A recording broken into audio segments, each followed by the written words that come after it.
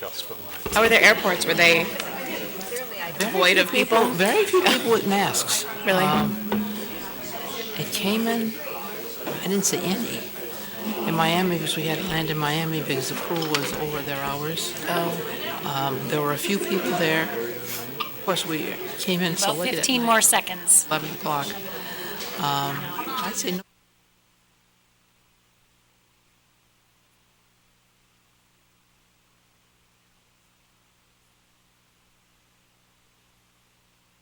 Well, Peg, you know Peg, right? Yeah, that's right. Yeah. I think they're crazy, but So we're supposed to go to Florida next week. I don't know. Good evening and welcome to the March 10th, 2020 Gilderland Central School District Board of Education meeting. Would you all please silence your cell phones and stand for the pledge?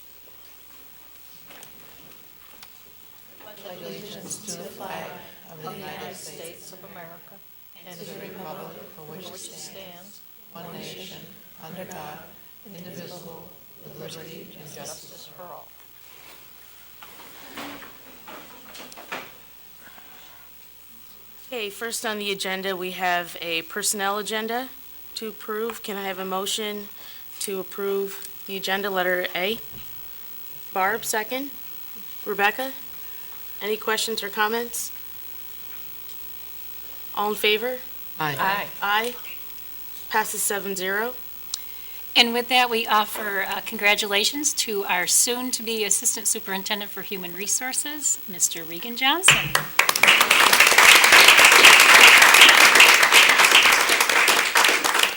You can sit comfortably there tonight, but in a few months, all that will change. Next on the agenda, we have a program report. Dr. Wiles?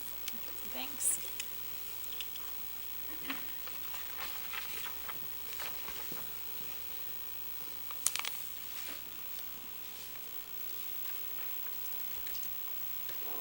Good evening, everyone. Thank you all for being here tonight.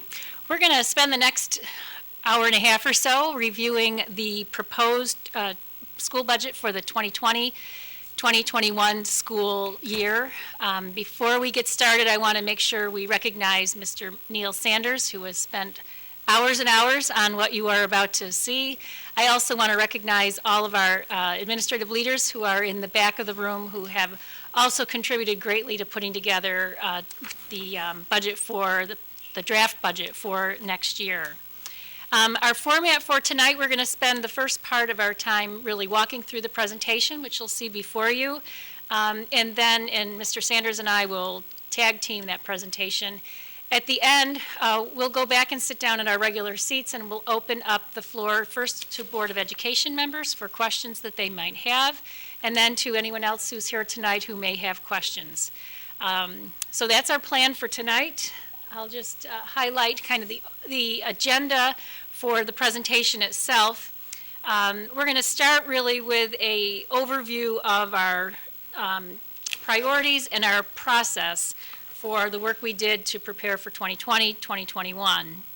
Then I'm going to hand things over to Mr. Sanders, who will review the financial context for our budget development, and he'll share a lot of the preliminary work that we've been doing for the last several months, some of which you've seen in the sneak previews of our budget vignettes that started way back in November.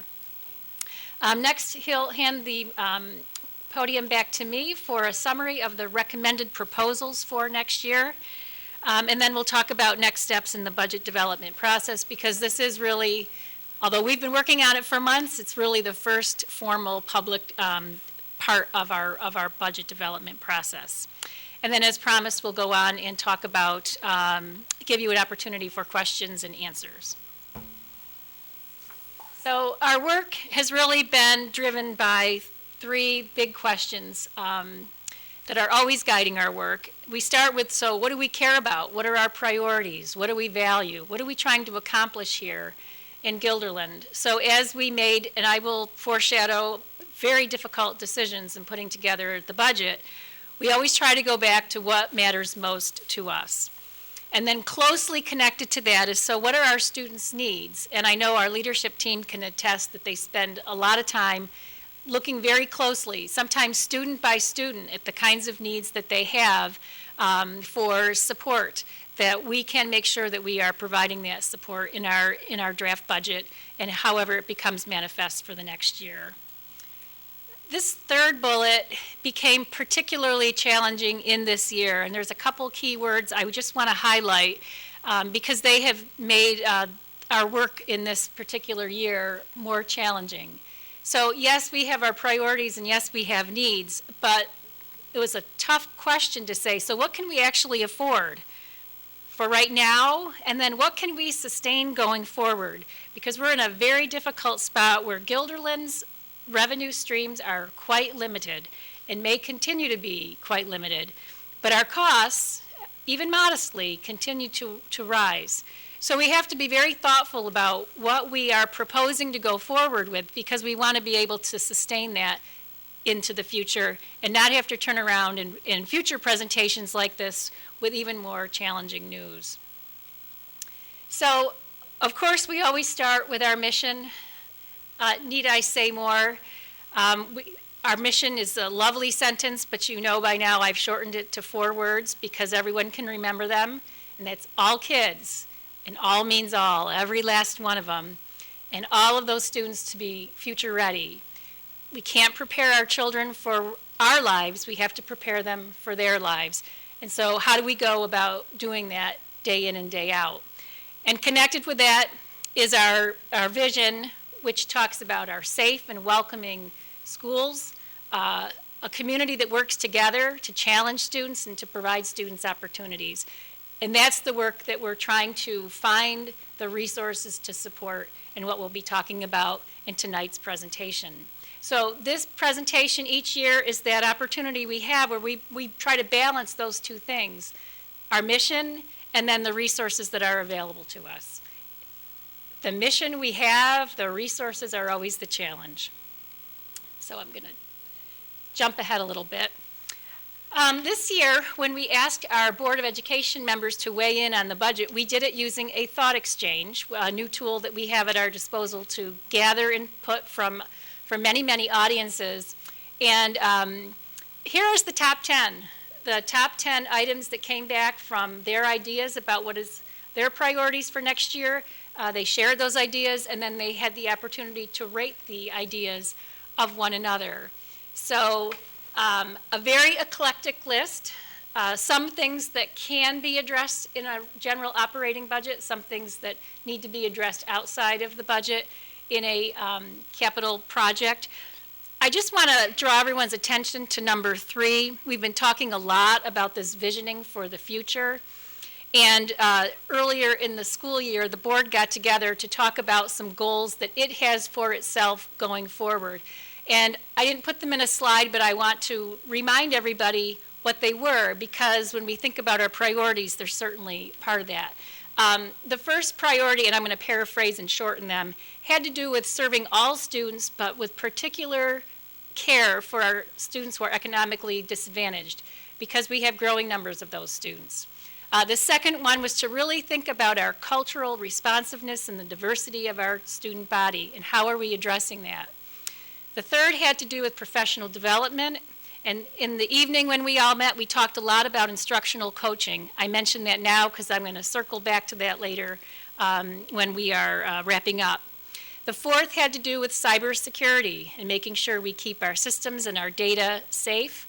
And the fifth, one that comes up many times in 1 to 10, is to maintain and improve our facilities. So all important work that we wanted to keep in mind as we do our work in the budget. So here's our process.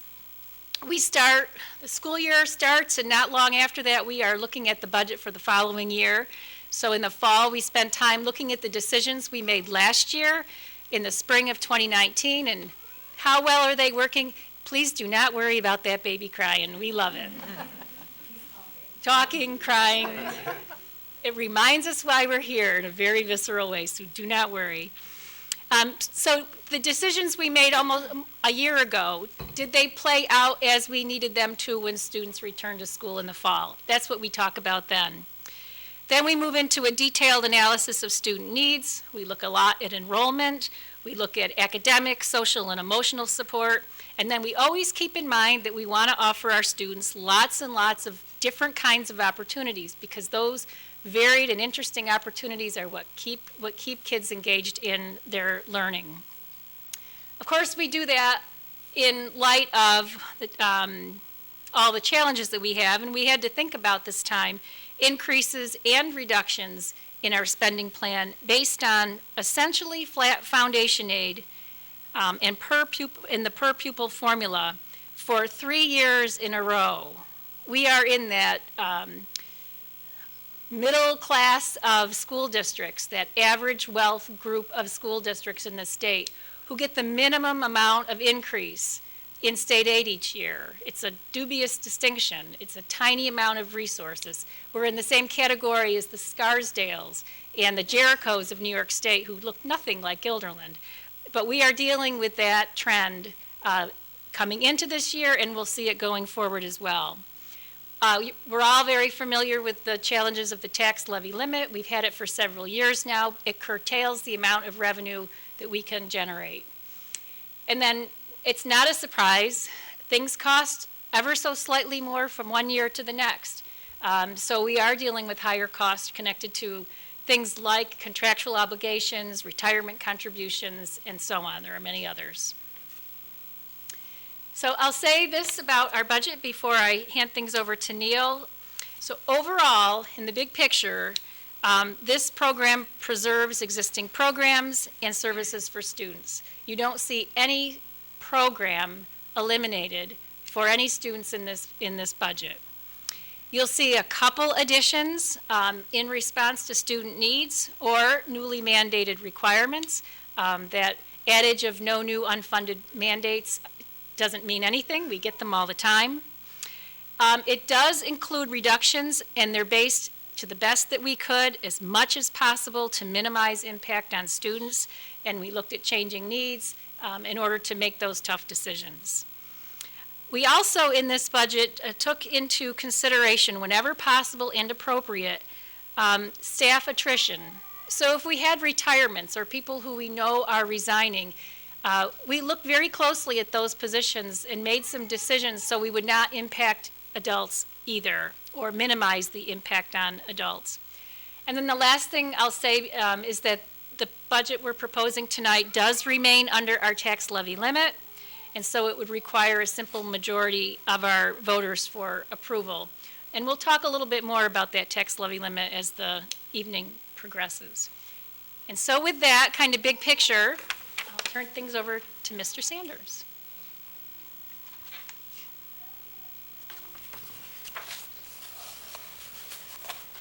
Thank you, Dr. Wiles, and good evening.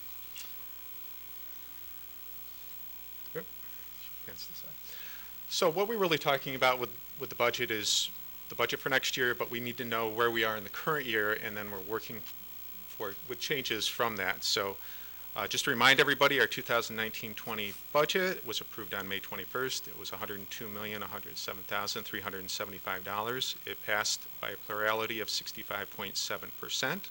The budget increase was 1.17%, and it was a tax rate decrease of 27.2%, and that was predominantly due to the revaluation that took place in the town of Guilderland. So some quick facts. Enrollment in the current school year, just over 4,900 students. We have 936 employees, 666 of whom are full-time and 270 who are part-time. We have 499 teachers, right on the cusp of 500. And in terms of support staff, we have 410, and administrators and supervisors number 27, for a grand total of 936 staff.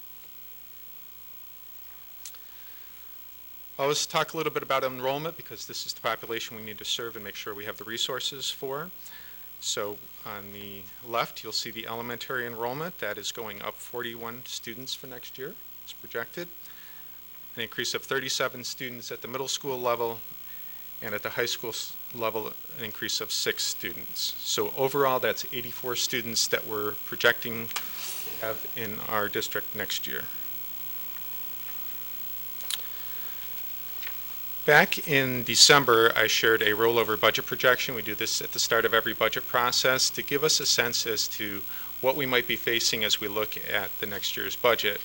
And what we're doing at that time is we're taking information that we can determine is accurate as of that time, which there's very little, and then a lot of estimating about where trends might go with salaries and benefits and other areas of the budget in terms of both expenses and revenues. So you can see from the chart at that time, where we're looking at a budget of going up almost $3.4 million overall in terms of our tax levy. So that's the amount of taxes we would have to raise. And that would be to fund the budget that we had looked at that time in terms of information that we had available and projections that we could make. I won't run through all of these categories. We're going to be talking about them as we look at the development of the 2020-21 budget. All of these categories are in there. In many cases, they played out in terms of increases and decreases. But just to set the stage for you a little bit, we were looking at a significant tax levy increase at that time in order to fund what we were able to determine in terms of an increase in expenditures of about $2.6 million and then a reduction in revenues of over $700,000. So some of the major factors influencing next year's budget in terms of state aid, as Dr. Wiles mentioned, are foundation aid, which is the aid that's intended to follow every student in New York State, a basic amount of aid. That's going up 0.5%, 0.005 over the current year. That's a grand total of $77,649. In terms of expense-based aids, we're looking at a reduction of $491,000, and that's really due to building aids. We did capital improvements at the middle school back in 2005. We borrowed money to do that, and that bond issue has come to an end, so we don't need to pay any more debt, and associated with the debt is aid, and so the aid reduction is shown as well. And then in terms of fund balance and reserves, we did have to use more than we have in the current budget in order to balance this budget. So we're using an additional $300,000 from what's called a tax certiorari reserve. As part of the reevaluation in Guilderland last year, we had many assessment challenges. So we put some additional money in the budget to cover that. We also have money set aside in a savings account for that purpose, a reserve account. We did not take money from that and use it in the budget last year, but we are recommending to use it this year. In addition to that, we're looking to add another $150,500 from fund balance. And fund balance is the district's savings account, so it's similar to your own personal savings account. We have expenses, and when we can't meet our expenses with the money that we have, we might have to draw down our savings, and that's the idea of fund balance. So it's a pot of money that's savings that we can use and apply to help offset some expenses. In terms of expenditures, we're looking at a substantial increase in private transportation costs, $526,000.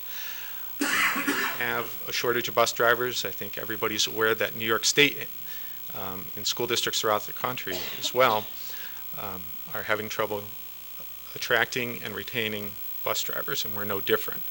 We've had to resort to using private contractors to assist us. We've had to do that quite extensively. We have right now under contract 31 schools that we travel to. Some are in close proximity, so we can take students in one geographic area and drop them off at multiple schools that are close by, but 31 schools that we used to service with our own staff we now have to contract out for. So that is a big increase that we have to deal with for next year. Also, in terms of our BOCES and private special education placements and services, we're looking at about $165,000 increase. So we have students that have special needs that are better served by facilities outside of the school district. It's the best placement for those children.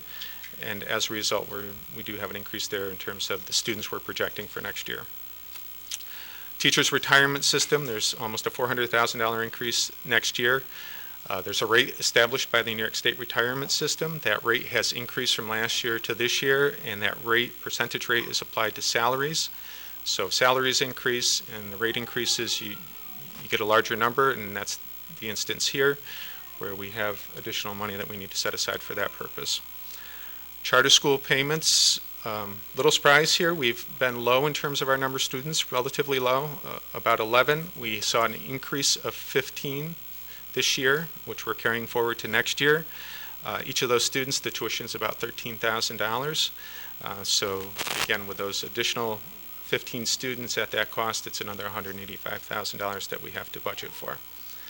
In terms of our debt payments and something called transfer to capital, it's an overall reduction of just over $1 million. As I mentioned, in the middle school, we had a reduction in building aid. We also have a reduction in debt, and that's primarily the bulk of that. We also had $130,000 that we transferred from our capital fund last year to do a radon mitigation project at the high school. We have completed that project, so we don't need to recontinue that money. So that's an overall reduction, that's part of that overall reduction. Health insurance, fortuitous for us this year in terms of the overall budget context. We've had some good news on health insurance rates. Our Blue Shield premiums are actually going down. Not the same for CDPHP, but Blue Shield is going down. Also, on our prescription drug side, we also have a reduction in premium rates as well. So we have two major sources of health insurance costs where rates are decreasing, and that's going to save us about $240,000. Textbooks, we're not giving up textbooks. We're not buying them for a double negative.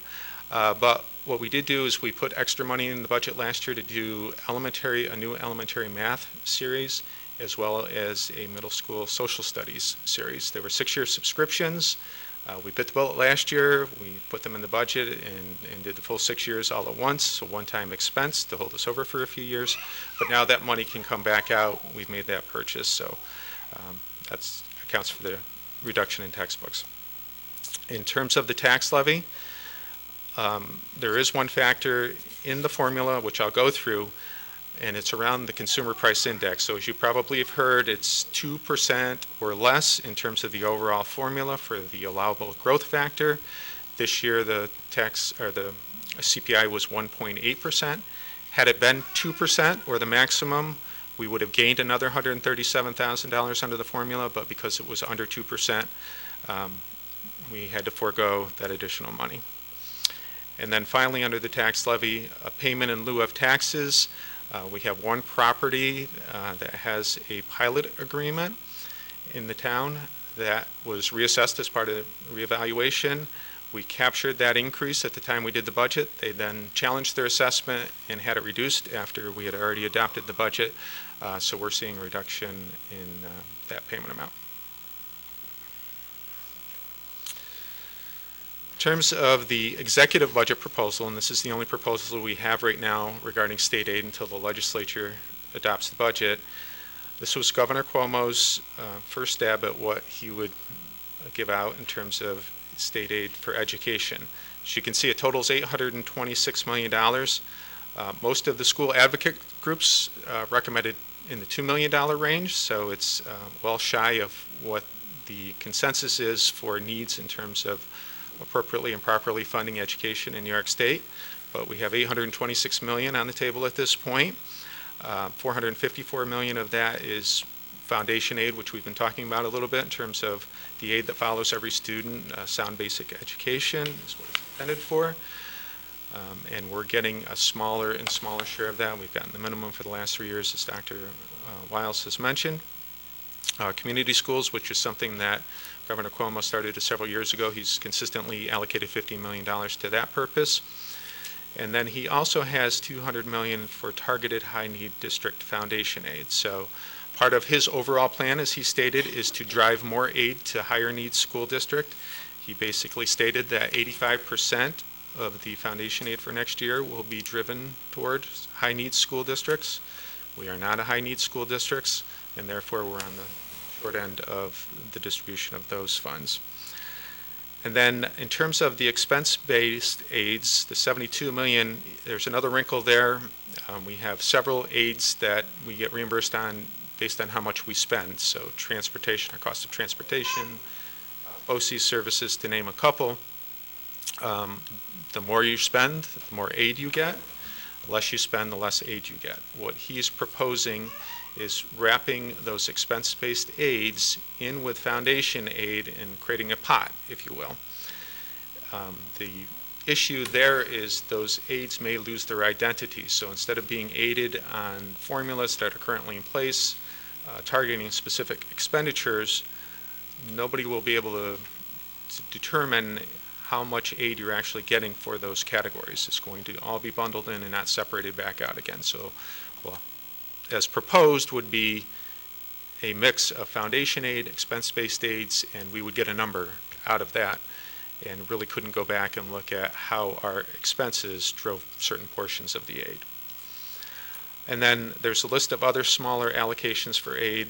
Many of the things Governor Cuomo has had in previous year's budgets carrying forward and continued to fund that again are targeted at certain populations.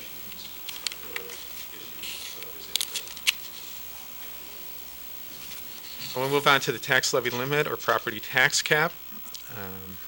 Most people are familiar with this by now. It's been around for a while. It's an 8-step formula. It was determined by New York State. We didn't have any input into the process, but we do have to follow the formula. As I mentioned previously, the increase in the vast majority of expenses is limited to 1.8%. And really all of the formula is intended to do is determine a threshold amount for voter approval. So if the tax increase is less than the threshold amount, the budget passes with 50% or more of the voters voting yes.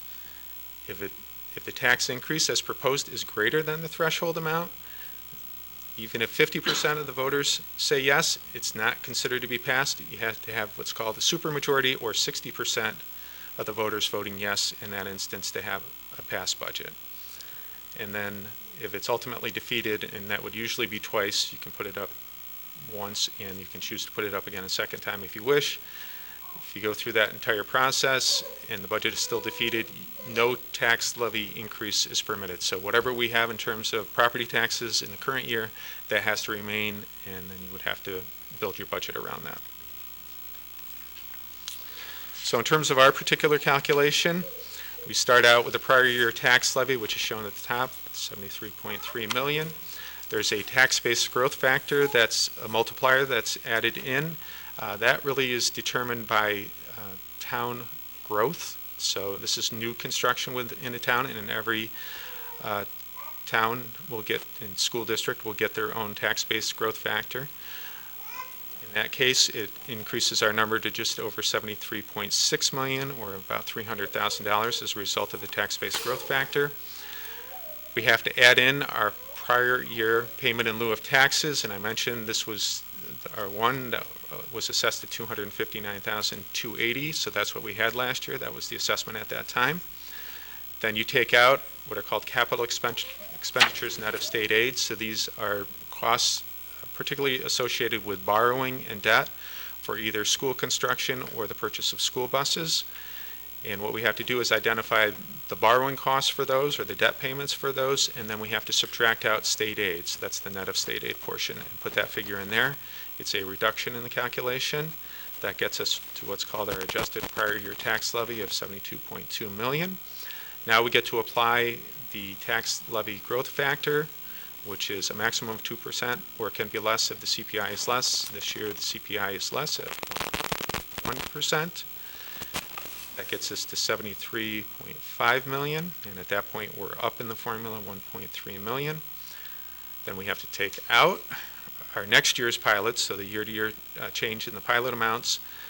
That's shown as a plus 184,000 because of the way the formula works. We're taking out less than the amount that was shown previously, so we're taking less out, 74,000, than was in before, which is 259,000. So that's in the formula how it becomes a positive number.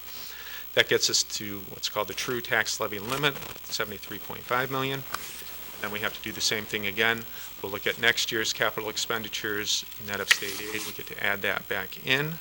The difference between the 1,659,000 before and the 1,518,000 now below, that's a reduction of 141,000. And that gets us to our maximum allowable tax levy limit of 74,999,995. That's an increase of 1.6 million or 2.25%. This makes me cry sometimes too when I'm doing it.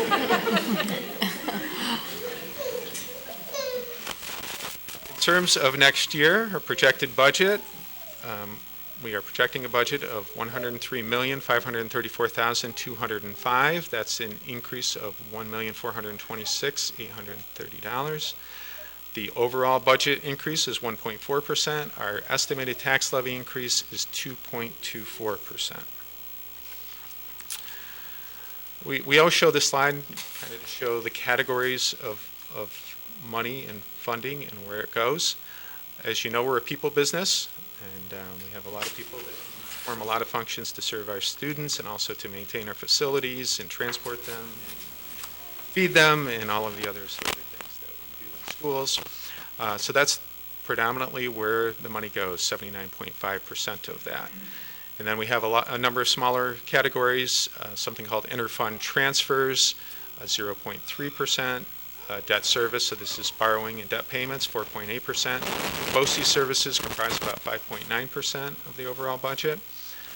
Contracted services, 7.3%, and equipment and supplies at 2.2%. So looking at last year's budget compared to this year's budget and where the changes are in terms of our professional salaries, up about 1.3 million. Support staff, very little increase there, just a little over $5,000. Check that number several times just to make sure that was right. We do have on the support side, and these are predominantly non-teaching positions that we have in the school district.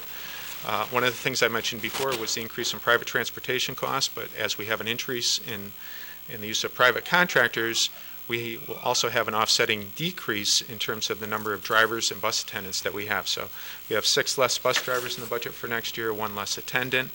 That's contributing to the lower number there. We also have a number of retirements throughout the district in various categories. We also have turnover in those positions. So every time a person leaves and a new one comes in, typically at a lower cost, we save money as well. And then finally, as Dr. Wiles had indicated, we do have some reductions, which we'll walk through later, that affect the support salary side as well. In terms of employee benefits, that change of just shy of $300,000. Again, we're benefiting a lot from health insurance savings that we typically don't have. In terms of equipment, a reduction of $124,000. As part of the budget, we typically do not roll equipment money forward, so if you have it in the current year, you will need to re-request it if you have the same need or a new need. That was one of the things that we had to take a close look at, and many of those requests funded. Textbooks and supplies, again, a large reduction there, but it's really due to having those 2 textbook subscriptions that we bought last year, having those monies come back in again. Contract services going up about $260,000. BOCES services looks like a large increase of just over $1 million. The majority of that is for placements of students in BOCES programs, students with disabilities. We do have some shifts that occur, so we have some in private placements and we have some in BOCES placements. Seems year to year we do have some transition between those 2 programs, and this year there was more of a transition from students that were in private placements, and so there's less projected for next year in private placements, more projected in BOCES placements. In terms of debt service, again, this is related to the middle school project, a reduction there of $916,000. And then in terms of some interfund transfers, reduction of $147,000. And I mentioned that radon mitigation project that was part of that. We don't need to carry that money forward for next year. In terms of the revenue budget, we have a reduction in local sources of revenue. That's predominantly due to lower interest rates, and you all are aware of what's been going on with the economy, particularly lately. But that had started before with a lowering of interest rates, so we're getting less interest than we did last year. Interfund transfers remain the same. State aid and Medicaid, reduction there of $413,000, again, predominantly due to building aid reduction. Appropriated reserves, I mentioned this previously, again, we're taking some money from a reserve for tax certiorari payments, and we're using that to help offset those expenses. That's $300,000. Appropriated fund balance, which I mentioned before, we are at $849,500. We're going to increase that to $1 million. Several years ago, we were at $300,000, so that has increased quite a bit over the last several years in terms of needing that source of savings to help balance the budget. And then in terms of property taxes, we're going to be up $1.4 million. So talking a little bit about fund balance and reserves, it's very important that we keep track of our savings just like you do in your personal lives. You hope to have some savings and you hope to have that available when you need it, but you hope not to have to draw on it too often or continuously, or else you're in a bad financial situation. We do the same thing in school districts. So we would like to have some fund balance and reserves available to help us out when we have these difficult times, to help offset expenses. And you can see we were down.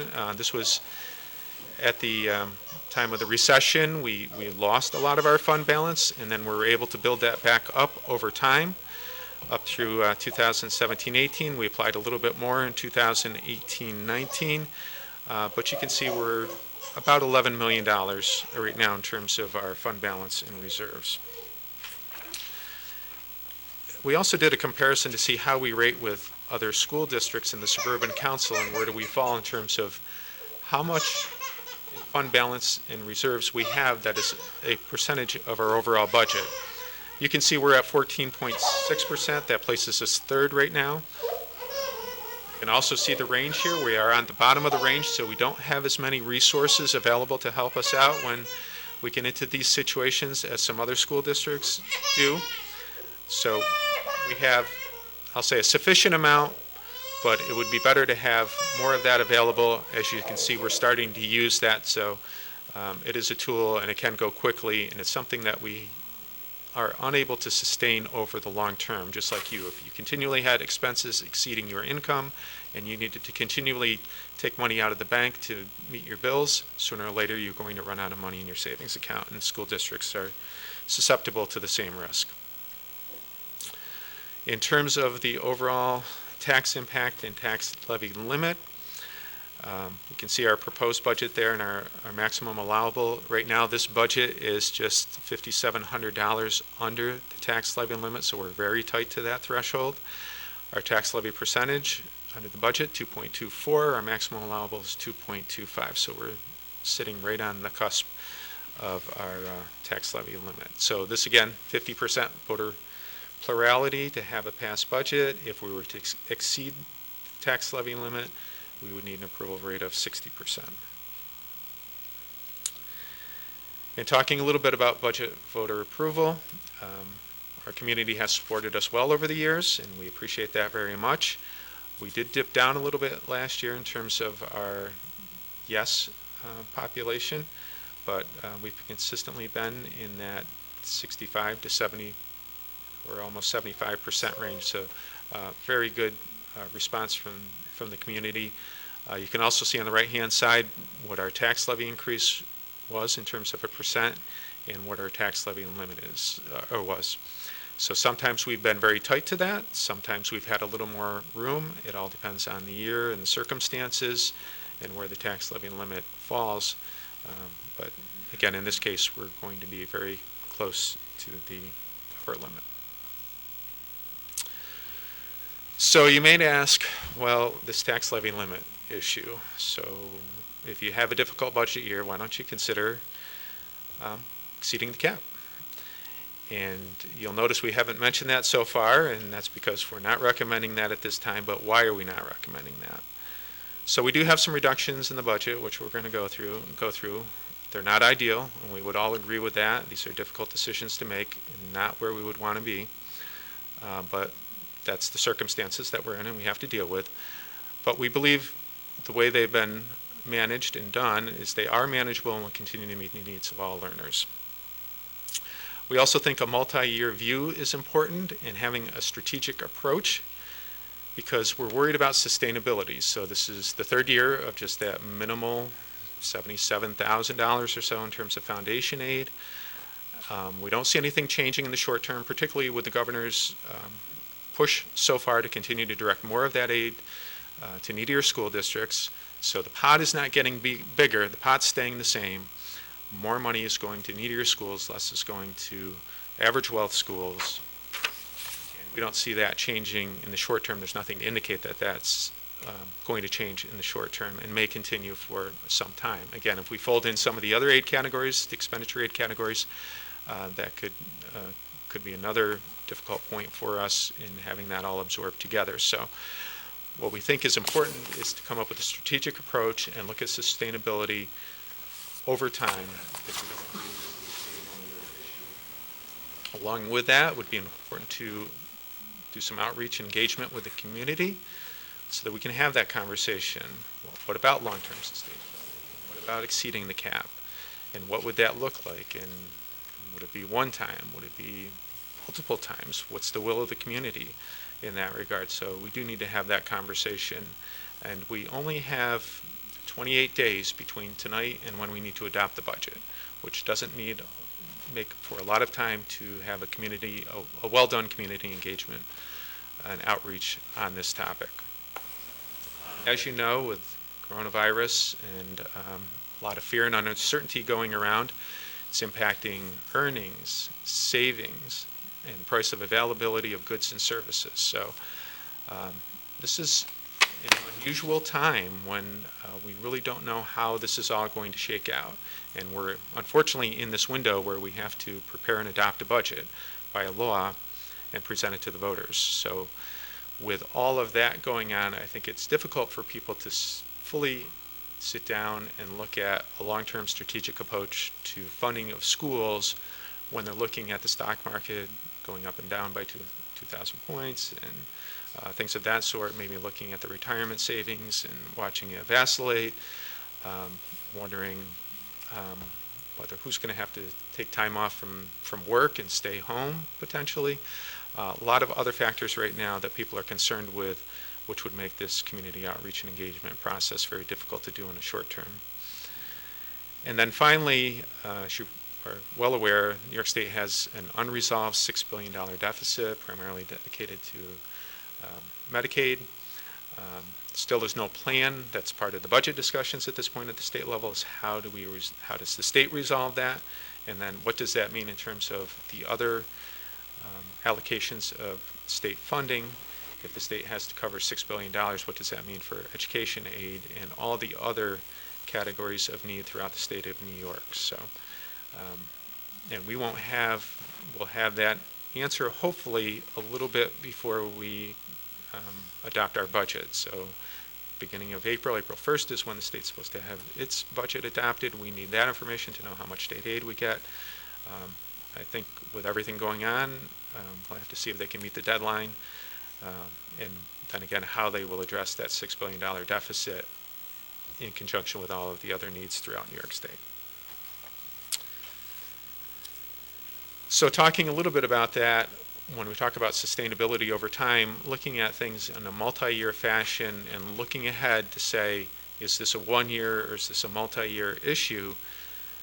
So we took a look at the various categories of expense and projected them out. Best information we have, best assumptions we can make at this time. So we're looking at continued growth in salaries over time, as well as employee benefits, and probably a sharper increase in 21, 22, because we're getting the benefit of some of those premium rates being lower. We don't anticipate that's going to continue. That is a one-year bump likely, so there will be an extra add for that in 21, 22.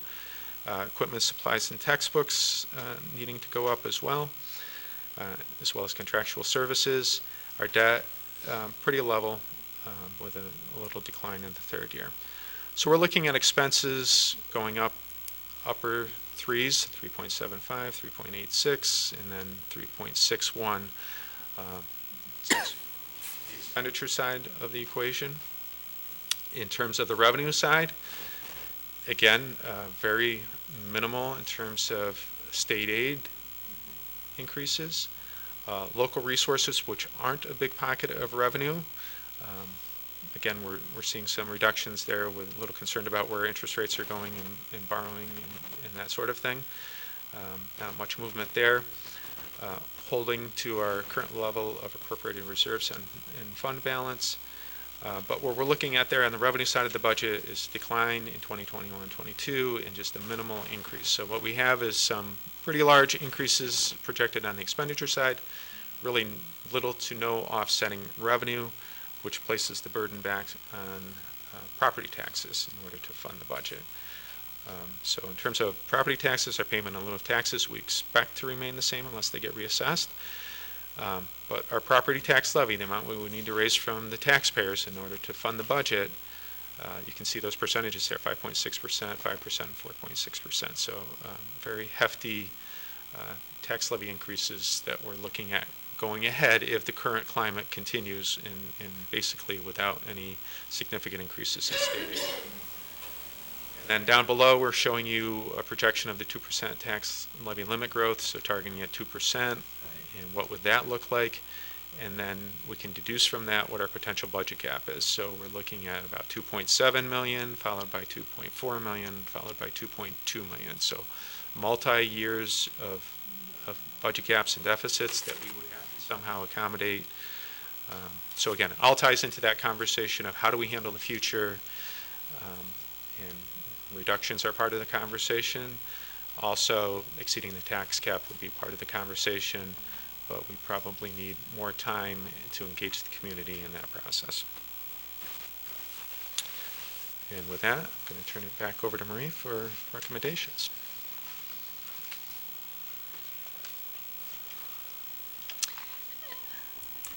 Thanks, Neil. So given the context that Mr. Sanders just described, and looking at our revenue sources, and looking at those places structurally where we could find some additional savings, like health insurance, and in looking at our reserves and our fund balance, the work that we had to do, once that was done, we still had about a $1.3 million gap in our revenues compared to what we needed to expend or wanted to expend. So about 3 weeks ago, I gave the unhappy assignment to the fine folks sitting in the back of the room to look again at their spending plans for 2021 and see if they could find 2% of savings in each of their budgets. So about a week and a half ago, they all submitted their ideas for how we could close that gap. And it was a very difficult exercise, and some of the ideas that they shared with us were really painful. I'll just share like a laundry list of some of those things. They included elimination or reduction of TAs, reduction of co-curriculars, elimination of enrichment programs. Let me see my little list here. Lots of reductions in materials and supplies, changes in athletics, elimination of travel.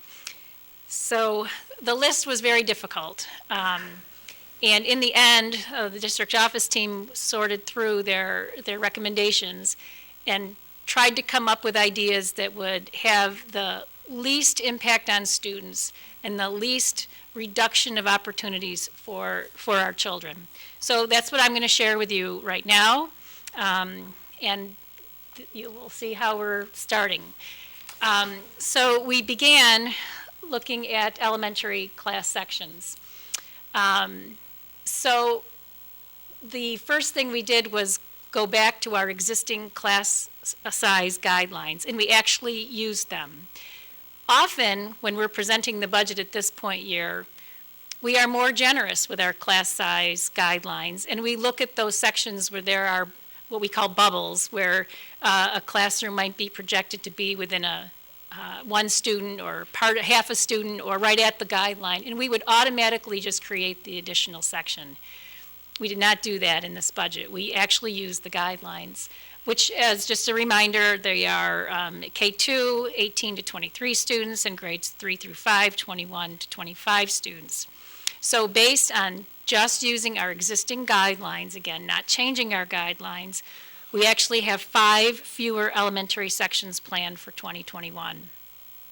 I want to explain this a little bit because the savings connected with this is only 3 FTEs, or 3 classroom teachers, because 2 of those sections were supported by the use of unassigned teaching positions after the fact. I think it was a kindergarten at Linwood and a 2nd grade at Guilderland Elementary School.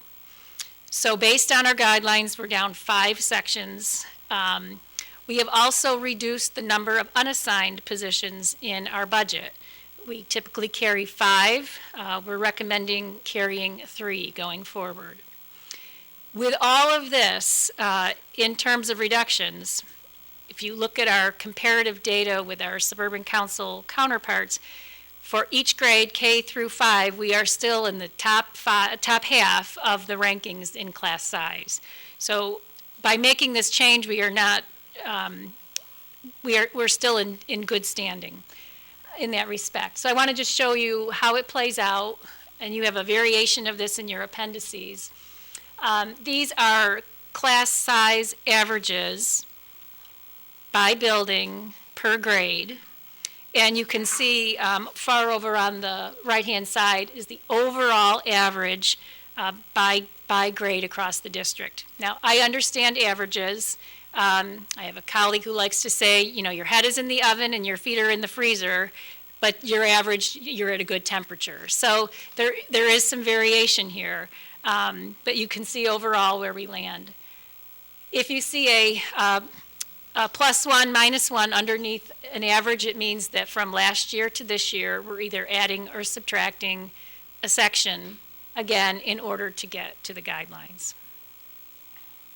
And if you see an asterisk, for example, on the first line, Linwood has projected a 23 student per class in kindergarten with an asterisk, which means that from the point at which we adopt a budget, we are watching the enrollment in that classroom. We have 2 other reductions at the elementary level.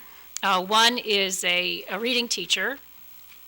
And at this point, where the impact of that fall is still a work in progress.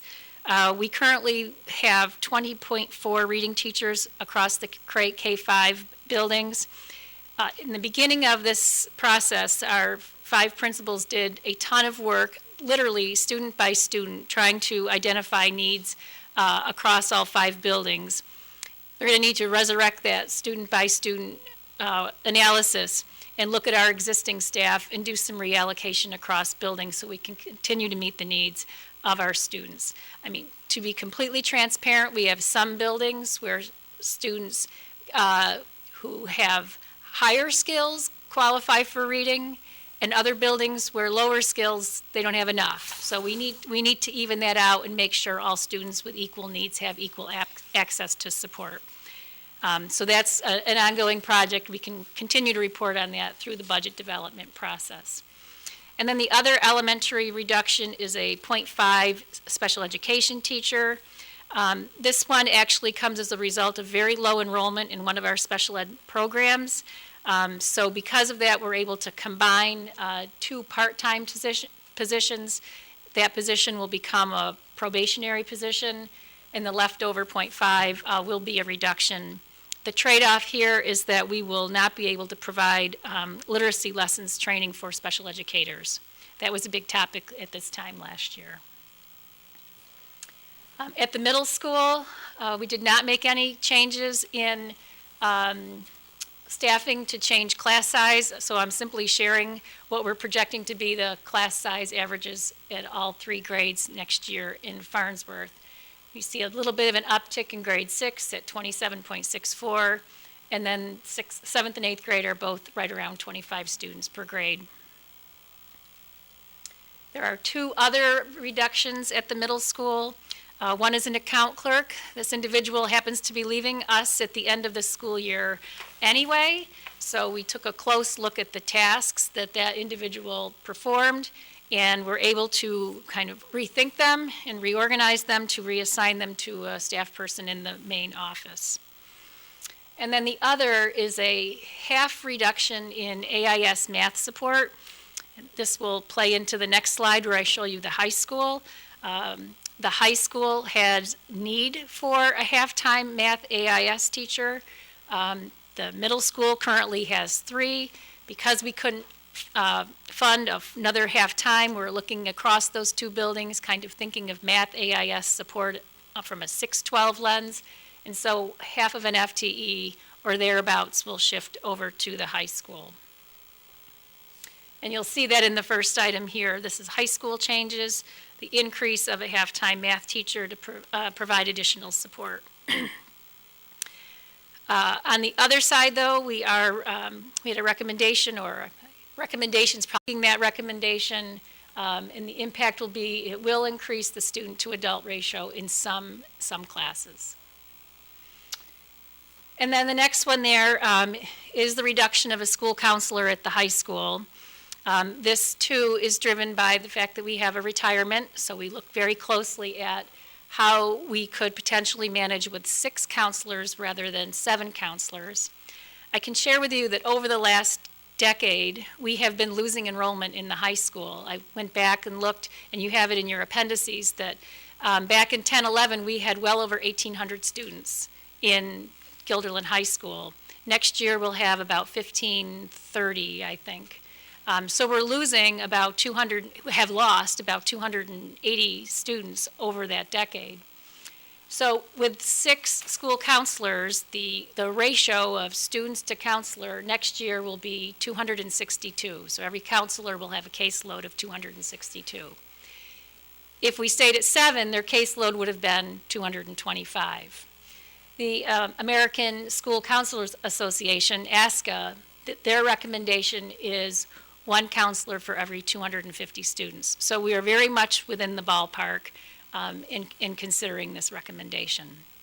Not an easy one, I will tell you. I'm going to give recognition to Mike Piscatelli, who sat with the counseling team and, really thought about, is this the way to go, and what are the trade-offs? Are there worse things that we could do, and what would they look like? So not easy by any stretch. Also affecting the high school are 0.1 reduction in health teacher. The impact here, and this is potential, it's not for sure, but because of the way the schedule works, it could potentially close some students out of the schedule, so they would need to delay taking this half-year required course to the following year. And we won't know the answer to that till a little bit further down the road here. And then the other reduction is a 0.1 PE teacher, and this is based on declining enrollment in the 9th grade class. If you look at enrollment in 9, 10, and 11 for next year, it is lower in all of those 3 grades. Another difficult decision, and this is the reduction of an occupational therapist. This is also driven by the fact that we have an individual who is retiring from this position. Lisa Knowles and her team took a close look at all of our students who require OT across the district and determined that we could provide all mandated services with 4 remaining occupational therapists. It likely will reduce our ability to provide preventative occupational therapy services. Okay, moving along to technology. This first item is actually an increase of 72,114, and it's actually a shift offset by the line right below it. But this is a shift to the purchase of instructional hardware to a BOCES multi-year purchase agreement. This gives us access to enhanced state aid, and it actually helps us minimize fluctuations in the budget as we have to purchase various kinds of technology. For this particular item, the targeted purchase is replacement of Chromebooks at grades 5 and 9 as part of our bigger technology plan. So if you go down one line below, there's a 121,520 reduction. That's the offset to the 72,114. This means that some of the purchase of hardware that we had hoped to do will be deferred to another time, and the rest was shifted to the installment purchase agreement. And last, we have a reduction in instructional travel and conference funds. We have a new network specialist, I may not have that title wrong, who last year had to have quite a bit of specialized training in order to take that position. That training is now complete, so we can reap those savings. Then a couple others. We looked at the travel conference code for every entity within the school district, SARI board, beginning with the board and all the way down through every single title. and reduce those codes by approximately 50%, which is a savings of about $60,000. That means we need to prioritize the opportunities we have to travel to various conferences and other professional development activities. But it is across the board, and everyone will be looking at something a little bit less for next year. And then the next two are tied together as well. Over the last several months, Damien has been talking a lot about Ed Law 2D, which is a very robust law passed with lots of new requirements, regulations, and demands on school districts. And one of them is that every school district has to employ a data privacy officer. So you can see we are proposing a .5 position based on the teacher's salary, and we put it at $41,000. That's the rate for that category of employee. We're still working out what that's going to look like, but in order to fund it, basically Lynn and Damien got together and looked at their clerical staff in the district office, and they're going to do some sharing, and they came up with a 1.0 reduction for the savings of $54,700 to kind of offset the cost of the data privacy officer. And I think there's quite a bit of work to be done there to sort out who does what and how will it all get done. But that's the plan at this point. So our non-instructional colleagues also came up with some recommendations. The first, we can thank Mr. Nooney and the solar farm up on Becker Road for an additional savings of approximately $68,500. This is the impact of our solar farm and additional credit on our energy bill. We hope that number continues to grow because, as you can see, we clearly need all the help we can get. We also did an analysis of projected fuel prices and consumption, and that's down $13,800. $30 a gallon fuel, oil today, so I don't know if that's going to help us down the road or what, but that is also out there. And then we do have savings from one private transportation contract. We have some students who no longer attend one particular out-of-district placement, so you can get a feel for how expensive that transportation is when we contract out. So transportation for, I think it was 2 students to 1 school, is almost $50,000.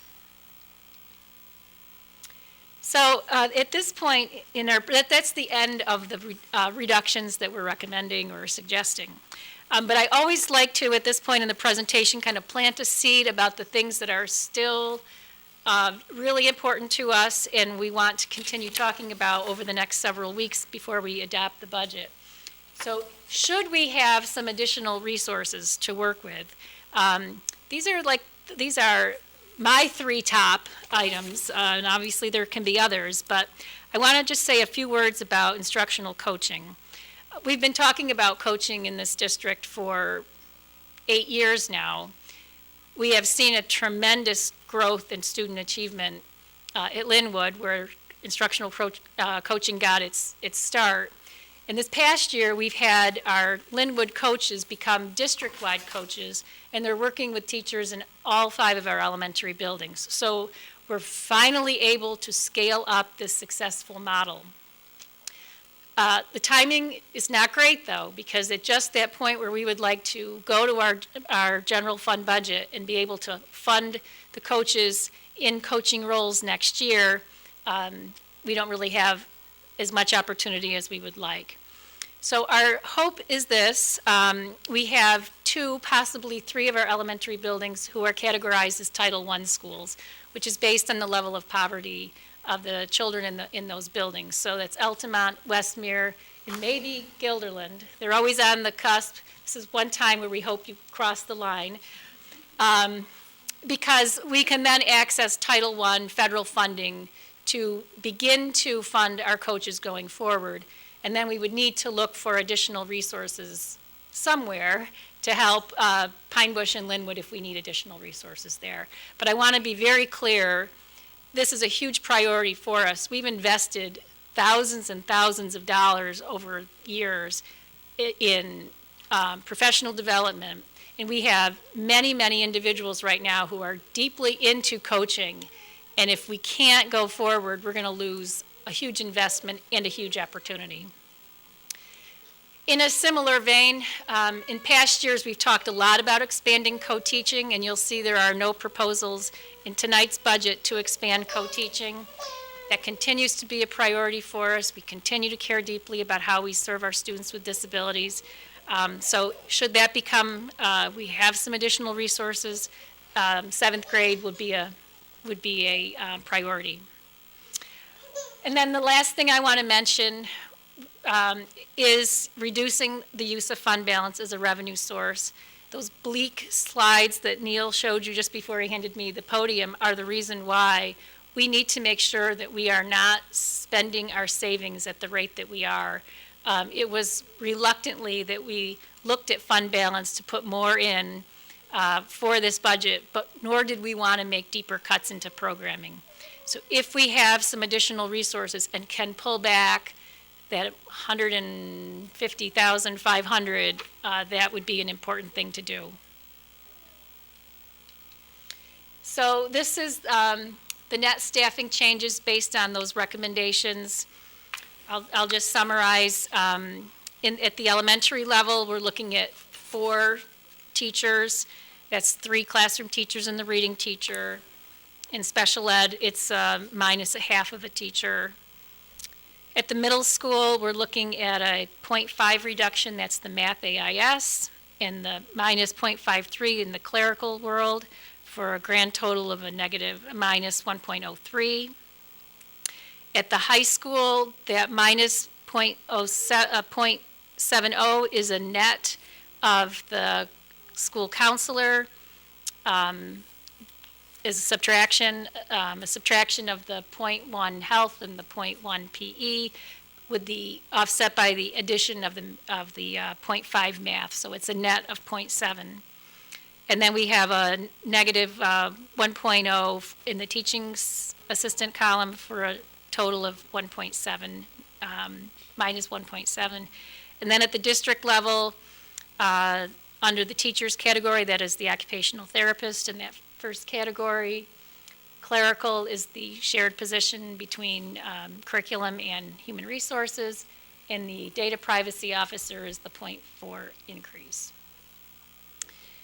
So lastly, I'll just remind everyone that the budget also includes 3 FTEs of unassigned teachers, and we have included the 5 FTEs of unassigned teaching assistants. That's what we've been carrying forward for the last several years. So when all is said and done, we're making difficult choices. It is not fun to be looking at reductions at all, but we're always trying to strike that balance. We do want to put student needs first. We have to think about that over the long run. The current climate for average need districts makes that harder and harder. I call it the hollowing out of average need districts, and our suburban peers are all in the same boat. They're all talking about reductions. This budget seeks to preserve opportunities whenever possible. That's why you didn't see things like enrichment and co-curriculars and athletics up here to be reduced. Those are the very things that keep students engaged in school. So we want to preserve opportunities. We want to listen to our community. We have to respect our taxpayers. Without them, we don't survive. And then this next bullet is just so important, that as long as we remain in a category of district getting the minimum state aid increase, we're going to struggle to maintain our programs over time. We have to continue to talk with our elected officials. Simply giving more money to schools does us zero good because it's not coming to us. Asking people to change the foundation aid formula does no good. This is a political decision on why some districts get more and some don't. So we've got to raise awareness that I don't think anyone wants to see suburban schools, high-performing suburban schools, become bereft. I don't think anyone wants that, but I don't think enough people are paying attention right now. And then last, I say this every year when we're presenting this budget, there's a ton of unknowns, and maybe this year more than ever. in where we're all going to land. We don't know what the final state aid allocation will be. I don't know if we'll have a budget adopted on April 1st. There's a lot of preoccupation with a lot of other things right now. So we may be finishing this budget a little bit in the dark. So lots of moving pieces. So next steps, we will do a formal Q&A at the next regular board meeting. We're going to do a Q&A tonight too. On April 2nd, the board will be back, and the whole purpose of that gathering will be to have a workshop on this budget. We are scheduled to have the board adopt a budget on April 7th, and then all of our meetings are right here and at 7 p.m. And with that, Neil and I will head back to our seats. We'll turn things over to the board for any questions you might have and go from there.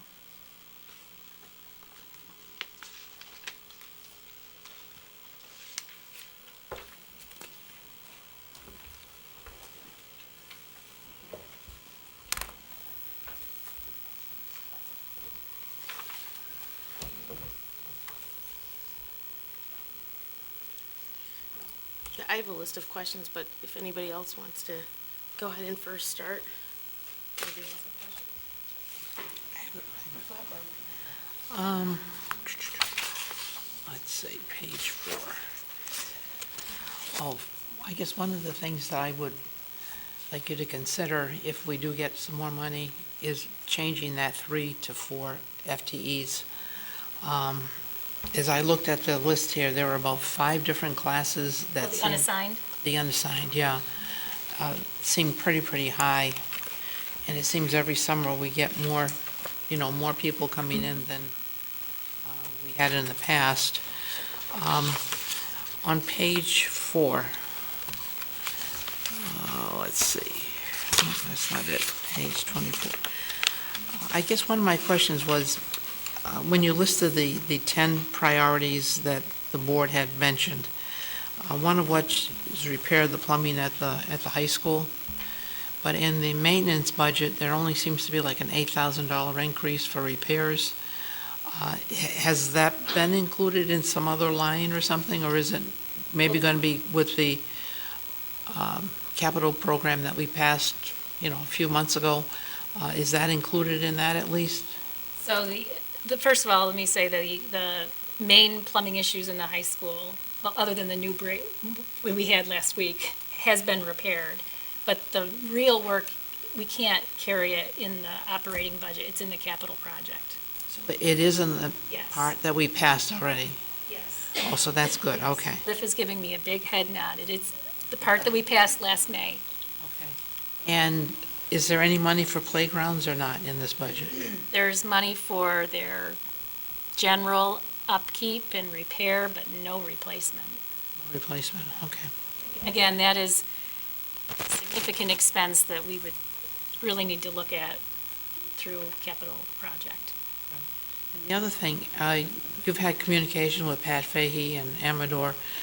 Is there any discussion that they might buck Cuomo's desire to lump all that aid together, the BOCES aid and all this other thing under the foundation aid? Because that really cuts into us like crazy.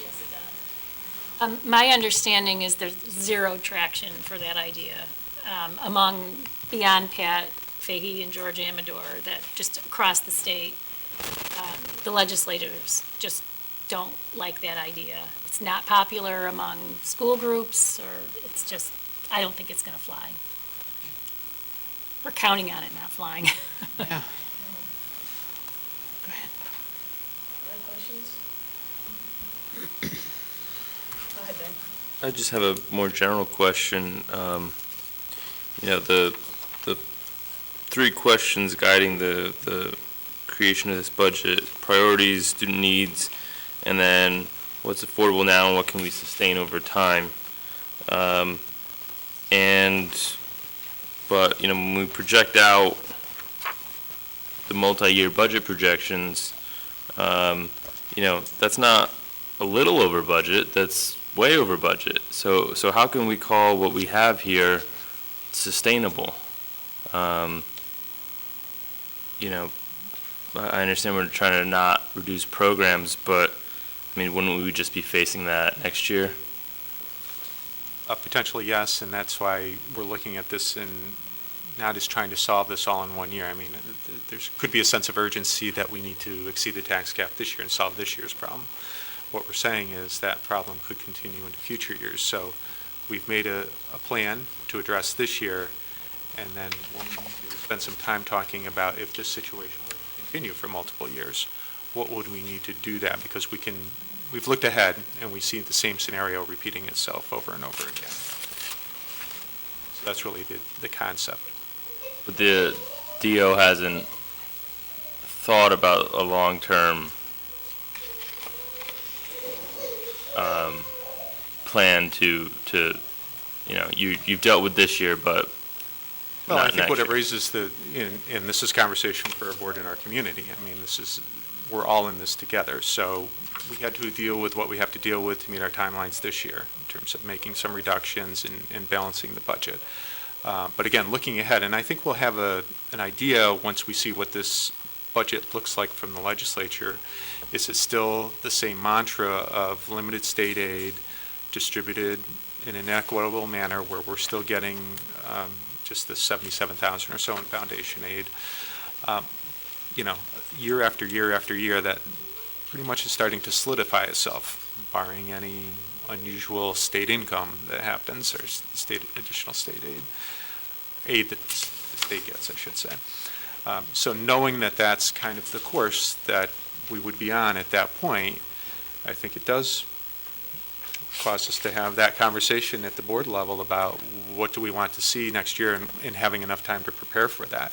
If we know that's a high likelihood that that's going to happen, should we do things differently, more proactively, and what would that look like, and would we want to engage the community? What would that look like, and what would we be presenting at that point? So I think it really is just the start of a conversation. We're hoping to see a change in terms of, the state funding mechanism, but again, the governor's proposal was pretty bare bones, redirecting a lot of that money to needier school districts, which is great. Good, that's a good thing, but the pot's not getting any bigger to help all the schools, so that's the real concern.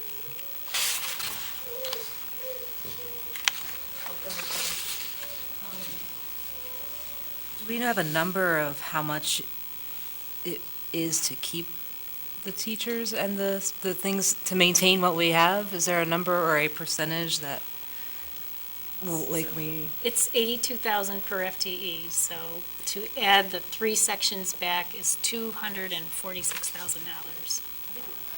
I was trying to figure out what, I think it's like a is it, so if we were to keep, I kind of want to know if we were to keep the same amount of teachers and programs and everything this year in this budget, what I'm getting at is what percentage would it be if we wanted to, or how much money, if we wanted to go for the supermajority, what would that look like? What would that budget look like? What kind of things would we need to have some advocacy around? $1.4 million. That's what, I think I said 1.4. So how much would it, is it like a scary number? Is it like 2.5%? Or is it like 5%, like a 5% thing we're looking at? Well, it's almost double, right? I can't grasp on what the ask would be if we presented over the 2% tax cap to maintain what we have. I'd like to know those numbers, because I don't think it should be up to the 5 of us to make that decision. I think we should open it up to the public. I want to know what the budget would look like, how much it would be to maintain what it is, and that would be something I'd be interested in possibly presenting to the public, even if it is a supermajority. And the follow-up question to that is, have we ever attempted that in Guilderland? Never? Have we ever? No. And if we did, it would just, if we did and we got 59%, then we could either quit there and just roll back to the budget we have now, or we could take our chances on it again and lose any increases, what I understand. Yeah, there's some risk involved in that approach if it doesn't fly the first time. The risk in the second. There's a risk in the second. And there's, I think there's also the bigger issue within the community is with the budget defeat, what's the community viewpoint? I mean, there seems to be kind of trust, is there trust in what the school district's doing and the need for the additional resources and bring forward these programs and needs? If you get defeated once, Then we'd have a What clear would be the idea of me- what you they're know, interested in. We have a more clear idea. yeah, but then there's some risk in going out a second time. Right, no, I totally get, it. That would be something we would definitely reassess. But I'm just I guess the curious. other thing to think about, if we go back to the slide where Neil projected the gaps going forward. So let's say we took the $1.3 million and put it back in. That would make those gaps that much bigger going forward. Eventually, we would need to make some huge cuts. Unless we had a windfall, and I don't expect a windfall. Or we would have to continue to challenge the cap every year in order to do that. I think we can't really judge how the community would feel. I mean, no matter what, because people who don't say anything might look at it and be angry. And also it might destroy perhaps the trust that they have in us and bring out the angry. And that's, I mean, I want everybody to vote who could, it's just like any election, you want everybody to get out and vote. But I think that if we go over, it could, I think, and I don't have any way of knowing it any more than, it wouldn't change it. I just think we're abusing some of the trust of the community. I think I can go both ways. I think as a person to be like, I would vote for it if you presented it to me. So we're eliminating that opportunity for people to vote if we don't even present it, is what I'm saying. So I, with kids in school, I was gonna would say be we're in a upset. lot different position. I have Yeah. kids in school, would be upset if they didn't give me the opportunity to say yes. So that's one way to look at it. Do you have other questions, Kelly? I have a few questions on slide 42, where it says potential changes should resources become available.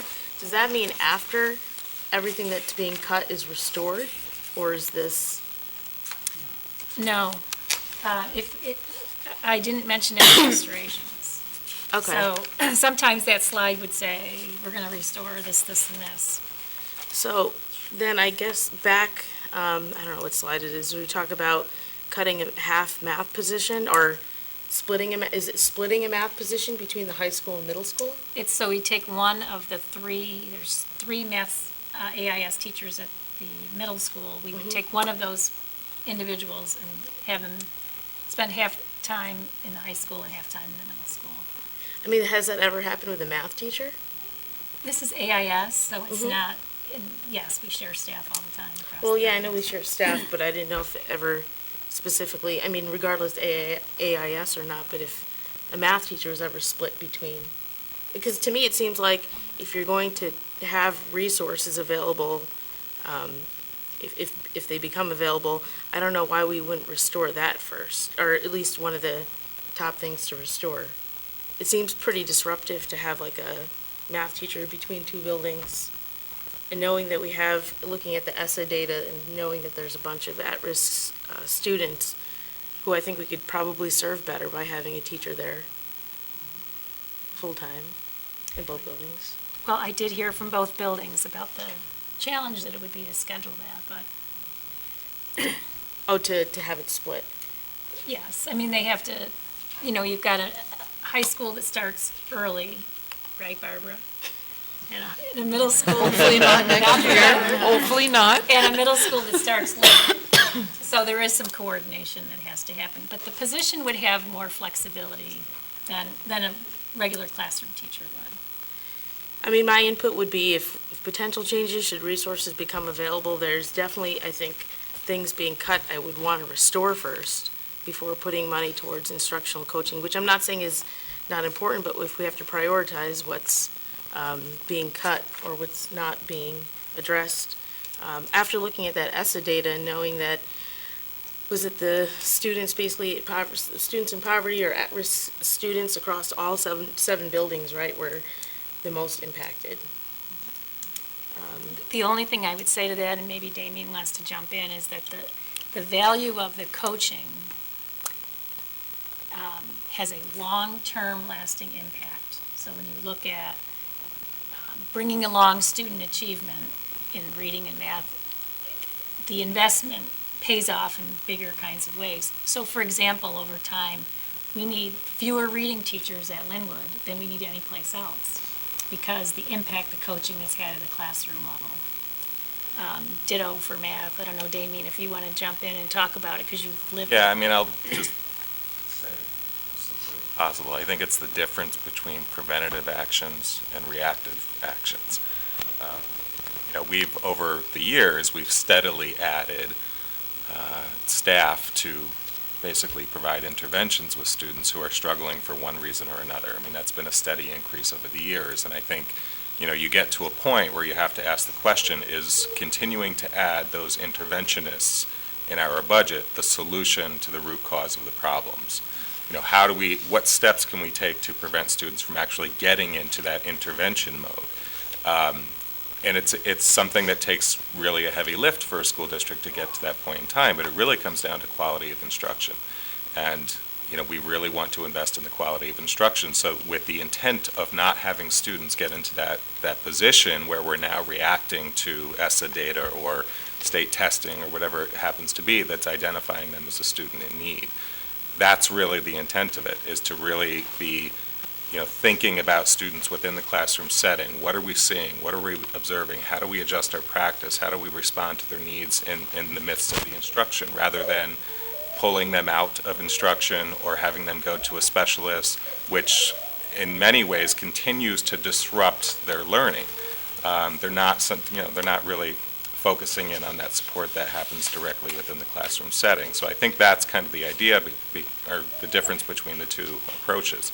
It's either interventionists and we continue to add them, or at some point we take a step back and really focus in on the professional aspect of it. I mean, I don't disagree with, the obviously the benefits of the instructional coaching. I'm just saying that, if we're talking about quality of instruction, having a math teacher there full-time is also increasing the quality of instruction.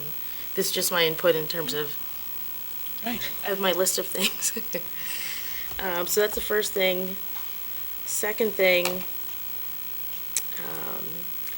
I know in the past we've talked about like chronic absenteeism, and I know that impacts budget, so I was wondering, like, what are we doing as a district, like K-12, like overall, to counter that or work on the absenteeism? We don't really have a chronic absenteeism issue here. We do have pockets. We have certain subgroups. Typically, those are subgroups that travel internationally for periods of time over the course of the year, but for the most part, as a district, we don't have a big chronic absenteeism issue. Our students come to school, but we do see those pockets of subgroups of students that may leave for 2 or 3 months to go, to wherever they need to go. That's the challenge for us, I would say, is really being responsive to those students who typically travel out of country for an extended period of time. We don't have a lot of control over that. I think, there are certain schools that are affected by that more than others, and it's certainly a challenge to them. But I think it's going to really boil down to outreach and communication with the parents and letting them understand that being absent from school for 2 or 3 months during the course of the year can be problematic and certainly disruptive to learning. It's not an easy one to fix in that regard, but it's definitely on our minds. I was just gonna say, maybe not chronic, but like you said, it's maybe a problem that is going to be ongoing to look at since it impacts the budget. Well, I'm curious, what way are you? Oh, if we don't have students here, then not getting aid from the state, like when they, That may or may not be the case. It really is going to depend on certain circumstances, but for the most part, I would say we typically do get the aid continually. It's when we start to exceed that it really impacts lesser on the budget end, but more so on the accountability end. So ESSA data in particular is where the chronic absenteeism is going to factor in to a greater degree. Oh, back on slide 34 with the technology, this is just I don't understand question.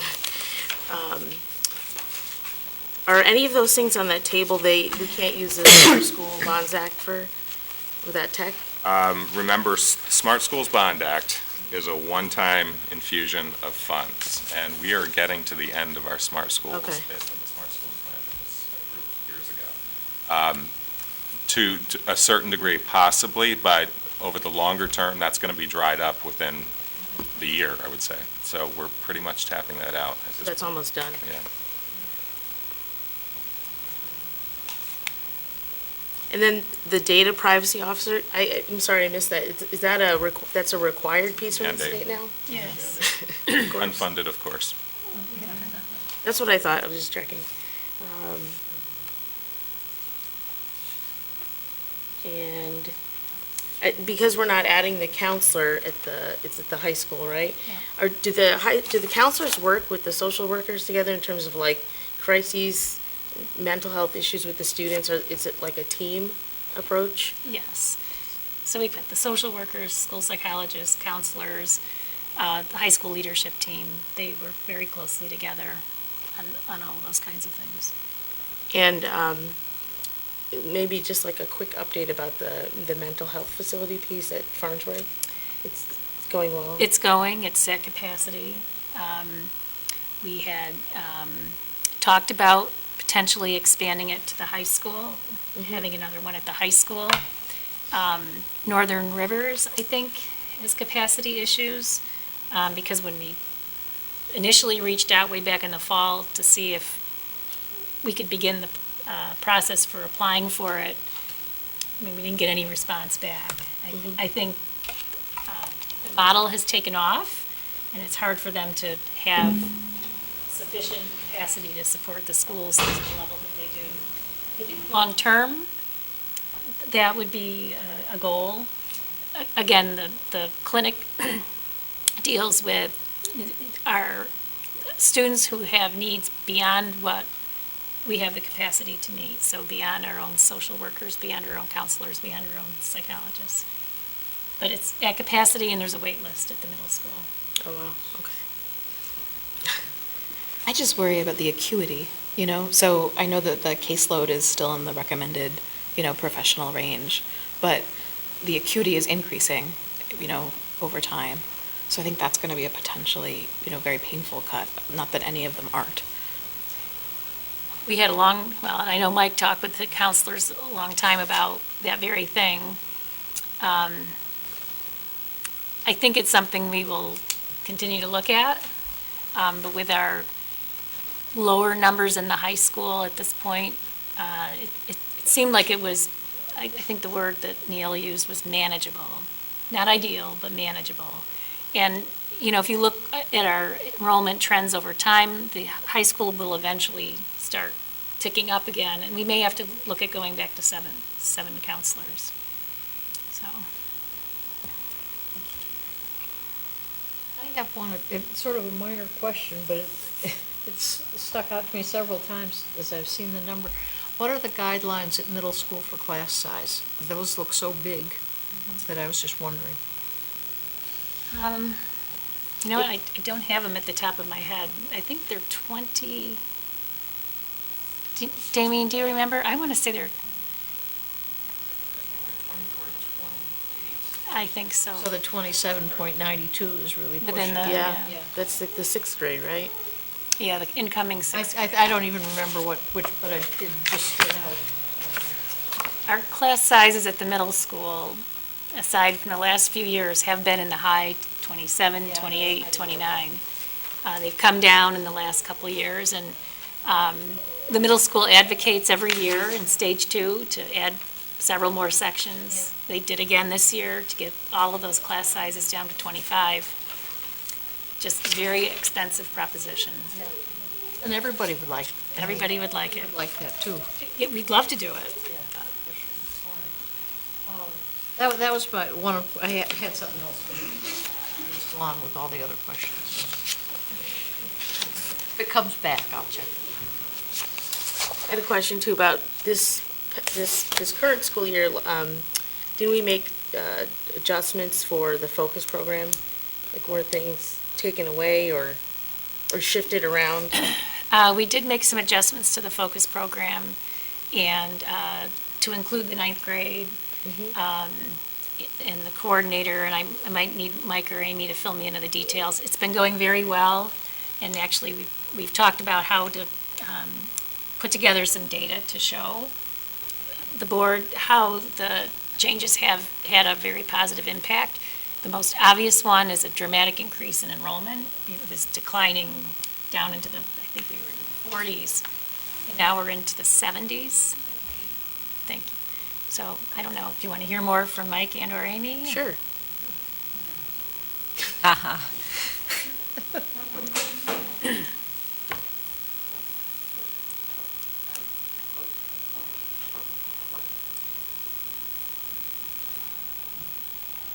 So like Dr. Wiles said, Mike and I are working on gathering some data to look at how the impact of the changes from last year to this year.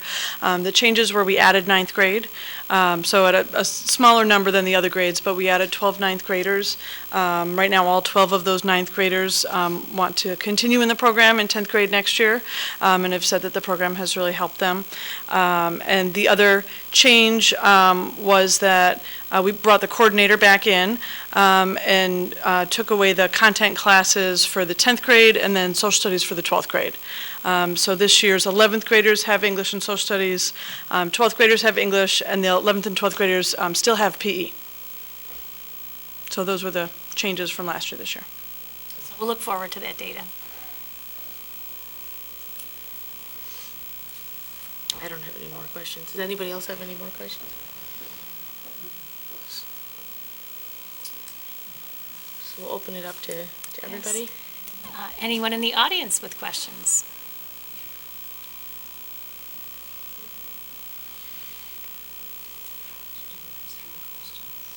So the 24th, though, right, we have an opportunity to ask more questions? Absolutely. And obviously, if a question comes to mind between now and the 24th, don't hesitate to reach out to us. And that's true for the community as well. We have the infographic that's going to be widely distributed, reminding people of our process, thanks to the Communications Committee, who talked about this earlier in the week, and Amy Perrott, who's here, our new communications specialist, who got this updated for us. So there's a address, an email address. It's actually not Wiles M, but it goes to the superintendent. We keep them separate, so they don't get lost in my literally 40,000 other emails. And so if community members have questions and want to send them along, that's the way to do it. And Deb prints them out and we respond as we get them and share them all with you. Okay. I think, I know we don't have board ideas and sharing, but Judy had one comment she wanted to bring up to get on our radar. Yeah, I would like to have the board talk about changing to a 7-member board instead of a 9-member board. I think this year we're going to have 5 people who we have to vote on, 3 for the regular and 2 who are filling in, completing other terms. And I think it's going to get harder, not easier, to find people who will join. And I just think that we ought to talk about it, because if we do, maybe have people start working on it, because if we do it, we have to have it on one of the issues on the budget vote on that same day. And I think that it would be an important thing to discuss. Very seldom do we have 5 candidates who are interested, 5 people who are interested in being on the board. That's a huge number, and I think we need to consider it. Has it always been 9 here? As long as I can remember. We all turn to you. Is that even something we can consider this cycle, or? With so many running, it just seems like It seems a little, late. I don't know what the rules are. Is there Well, a I rule think when we you would could change it? want to talk with Jeff a little bit about the timing, because the community does need to vote on changing the composition of the board, and they would do it on the May ballot. But we'd also have to simultaneously have candidates run, because if the community votes no, they want to maintain a 9-member board, then you still need 5 individuals to fill them. So it's convoluted, so I think if we want to discuss that, it would be a good topic to include our school attorney on. Barbara? The only problem that I see with that is you have so many committees, and you need people for those committees. You reduce that board to 7, and it becomes even more difficult to get people to attend those committee meetings. That would be my objection to that. I just think it's gonna be hard to continue finding 9 people. You know, very seldom do we have too many people running. It's 3 people running for 3 seats. The only reason I'd say, when we had the vacancy, for Christine, we had wonderful people. Must But have been 5 it or... wasn't running for the seats either. and if Right, it- right. But if they're interested in, I'd be glad to help any candidate that wants to get petitions signed. I think if we reach out, we should be able to get people that are interested. Also, 3 years ago, we had 6 candidates running. When you got reelected last time, there were 6. So maybe we reevaluate after this election. If we can get 5 people to run, well, we got 5 people to run. I think it would be really fast to do that for this one, but I think the idea of, if you want to, we can talk about it, or if we can put this on our next executive session agenda to ask Jeff about what that would entail. I think it would, have to be a larger discussion with the community. And even if we don't do it now, we ought to have discussions about it, so we know and we can let people start thinking about it. Might be something you could do by attrition, although you probably still need an uneven amount. Yeah. Might not work, but. Well, I think we still need the number of seats when we vote, right? Like if there's 7, we still need 5 voting yes to pass things, so. Yes. Yeah, that's right. 4 The for majority is still the same. So even though 5. technically we're 9 right now, So we have there's to only have 7 people, here, we still need 5. For a quorum Yeah. and 5 to pass anything. But if we had a 7-member board, it would only be 4. I mean, if it was a legal, if it was what the community had decided, we'd only have to have 4, I think, wouldn't we? Yeah, so that's a discussion that I think we could probably have. It'd probably be too fast to do with all the budget work and coronavirus right now to have like that thrown in there too, so. Through 2 Right. hours without hearing the word. Sorry. Messed it up, sorry. All right, so are we all set then? Can I have a motion to adjourn? Motion. Ben, second Barb. All in favor? Aye. Aye. Gloria there?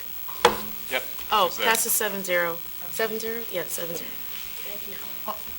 And the high school plays. Welcome, Gloria. Are you back for the next meeting? Yes. Yes, it was very cute. It was,